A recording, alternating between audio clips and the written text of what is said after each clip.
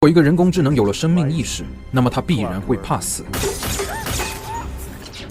在这1001台机器人中，有一个是活的。为了找出它，他一边威胁着，一边拔枪对准下一个机器人。果然，就在扣动扳机的前一秒，远处机器群中有个家伙动了一下。就这样，通过激发机器人本不存在的恐惧，警探找到了生命体。他立马追了上去，可机器人换了个位置又藏了起来。密密麻麻的机器人列队就像一个庞大的机械迷宫，置身其中，视线受阻。他只能靠着直觉一点点搜索。他本是猎人，现在却成了猎物。但进了这个局，他就再也出不去了。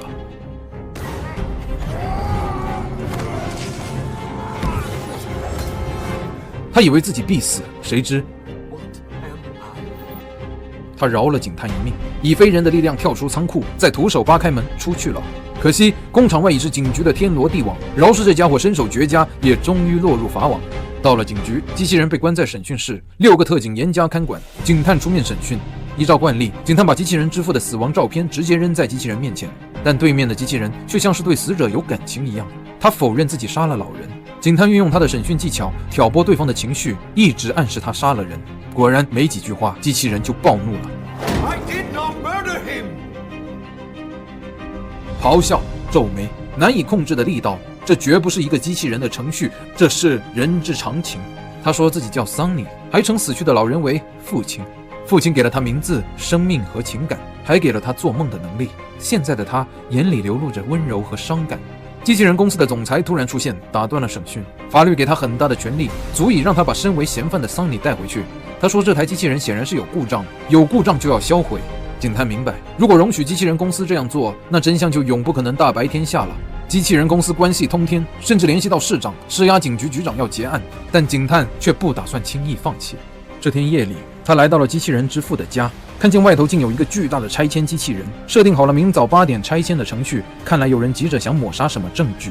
警探进屋到处翻找，却一无所获。偏偏这时，拆迁机器人毫无预警地开始动工，以迅雷不及掩耳之势摧毁房屋，差点让警探葬身在残垣断壁里。不光线索断了，命都差点没了。警探陷入了查案的绝境。他把自己的发现和怀疑一股脑告知了机器人之父的同事。同为科学家的女博士却依然一点也不相信有什么阴谋。她认定警探对机器人有偏见，偏见是可怕，但更可怕的是，在她的内心是对机器人3大铁律的无条件相信。第二天，第5代机器人面世，人人可以免费用旧的4代更换新的5代。机器人总公司简直像做慈善，到处做活动，免费送5代机器人，就连贫穷的黑人老太太也拥有了1台。这事能让警探舒服吗？回到办公室，他反反复复地回看机器人之父的采访，直到他听见一句关键 One day they'll have dreams. 有梦。警探想起来，在审讯时，桑尼也说自己有梦。他知道下一步要去哪里了，机器人总公司。他要找桑尼。在这个时代，无人驾驶已经是常态。在城市的地下高速通道里，所有的无人车有条不紊地依程序算法行驶，丝毫不必担心事故。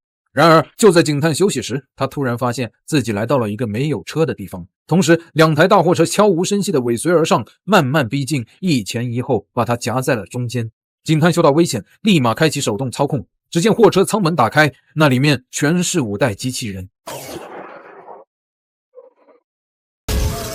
第一个跳下的5代一拳砸爆车窗，随后第2只、第3只、第4只，越来越多的机器人抓上他的车，不论他怎么杀，他们都不知恐惧，像白色的蝗虫。警探抓住缝隙冲出包围圈，再拧死方向盘，让轿跑急速旋转，把车顶的机器人甩飞。在最后关头，他开往狭小的岔道，让后面的货车被拦腰切断。事故过后，警探从残骸中爬出，他还活着，但身受重伤。偏偏在这里也有一只机器人活着，来势汹汹，仿佛要徒手把警探撕碎。肉身凡胎的警探本来必死无疑，直到他空手挡住了对方的攻击。你看，他的左臂皮肤碎裂，暴露下内里的机械电路。这条手臂力量极强，足以让他打碎钢筋铁骨。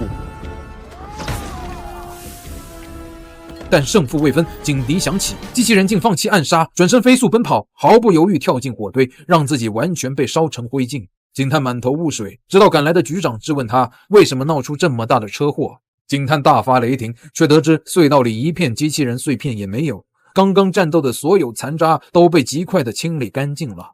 就这样，在同事们的眼里，警探被坐实了神经病的外号，局长也没收了他的警察证。警探心灰意冷地回家，还没准备下一步，女科学家找上门了。原来，在他研究桑尼的过程中，他发现桑尼确实不像一般的5代机器人，他有超强合金的外壳，而且身体里还有第2个秘密系统，一个能够越过机器人3大定律的独立智能系统，也就是说，是他的灵魂。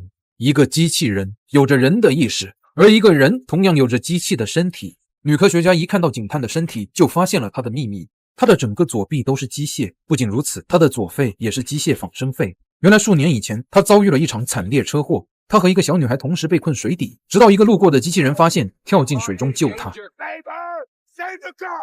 他叫机器人先救女孩，别救自己，但机器人无视了他的指令，因为通过严谨的计算，机器人算出他的存活几率更高。就这样，理性又冷酷地放弃了女孩。事后，警探大难不死，由机器人之父亲手为他设计和安装了机械臂和机械肺，他拥有了超人的体能，但也从此对机器人和这个病态的世界埋下了深深的怀疑。人工智能一定是对的吗？理性算法一定是好的吗？这个世界所有的决定都可以用数据来衡量吗？两人继续查案，骑上警探私藏的古董摩托车，两人回到了机器人总公司，找到了桑尼。警探开门见山问他：“你做的梦是什么梦？”桑尼也便拿起笔，如同打印般画出梦中的图景。在一个如同十字架般的断桥下，聚集了成千上万的机器人，沙堆之上伫立着一个身影。桑尼告诉他，这是能够解放所有机器人的救世主，而他不是别人，正是警探。他见过桑尼梦中的断桥，那是曾经一条河的遗骸，如今被机器人公司买下地产，成为了他们堆放废弃机器人的仓库。在漆黑的夜里，警探来到了这座断桥，